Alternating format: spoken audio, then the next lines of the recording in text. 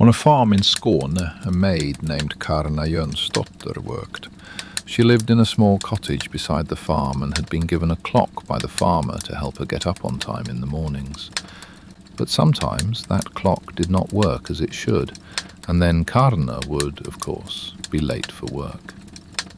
One year, on Christmas morning itself, the clock stopped. Karna eventually woke up on her own, but when she noticed that the clock had stopped, she realized that she might well be late. Being late for the Christmas service, when the whole village was gathered in church, was terribly embarrassing. So she quickly got dressed and set off for the church. Better to be early than late. As she had feared, she seemed to be late. The church was lit, and she could hear the people inside singing.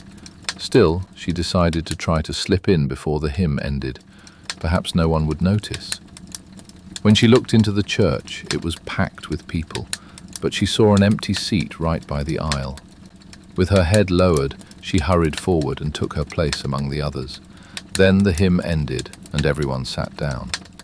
The priest stepped up into the pulpit and began his Christmas sermon.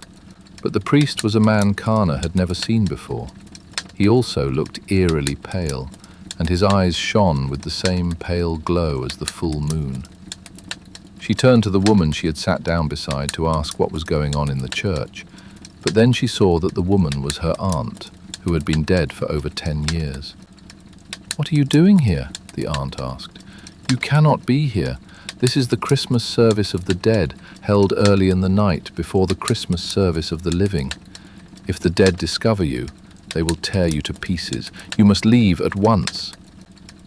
Karna could not utter a sound, but her aunt pushed her. "Run, run for your life," the aunt hissed, "and throw off your cloak on the church floor at the entrance." Then Karna stood up, and the bench creaked so that all the dead, whom she had until then only seen from behind, turned around and stared at her with their dreadful faces.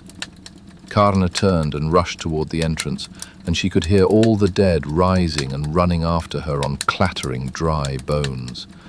As she stepped over the church threshold, she threw off her cloak, at the same time feeling bony fingers clutch at her hair. Then she ran straight home without looking back.